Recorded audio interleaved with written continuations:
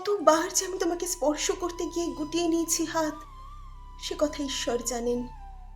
তোমাকে ভালোবাসার কথা বলতে গিয়েও কতবার যে আমি সে কথা বলিনি, সে কথা আমার ঈশ্বর জানেন।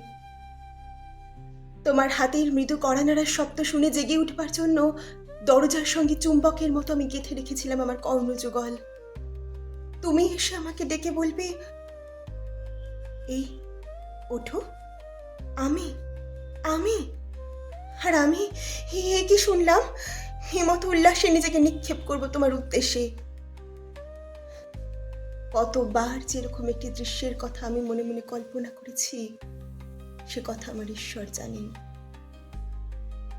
আমার চুল পেকেছে তোমার জন্য, আমার গায়ে জ্বর এসেছে তোমার জন্য। আমার ঈশ্বর জানেন আমার মৃত্যু হবে তোমার জন্য। তারপর অনেকদিন পর একদিন তুমিও জানবে আমি জন্মেছিলাম তোমার জন্য, শুধু তোমার জন্য।